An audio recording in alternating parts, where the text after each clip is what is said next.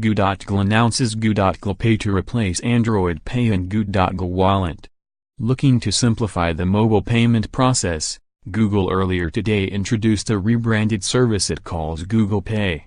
At the core, Goo.gle Pay is simply a combination of Android Pay and Google Wallet. So while the core functionality of those services won't necessarily be changing, the payment process as a whole should be a lot more straightforward under the Goo.gle Pay umbrella. Indeed, Google notes that Goo.gle Pay is not an inherently new product, but rather a new name and look for existing Google payment products. Don and number 039 This $27 box is all cord cutters need to record live TV without a cable company's DVR. According to Google, a unified Goo.gle Pay option is already starting to appear on websites, in apps, and even in stores.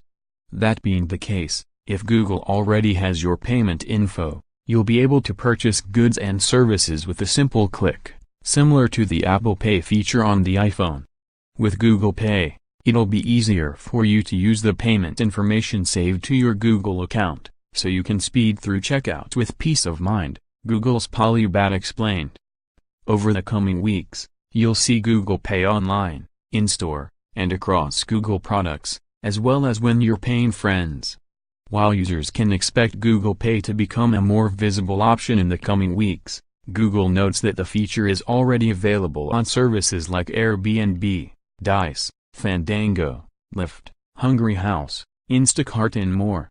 And in an effort to spread awareness and increase adoption, Google is also offering a few promos to Google Pay users, including $5 off of movie tickets purchased via Fandango, $10 off on Instacart orders, and $10 off of B&H orders.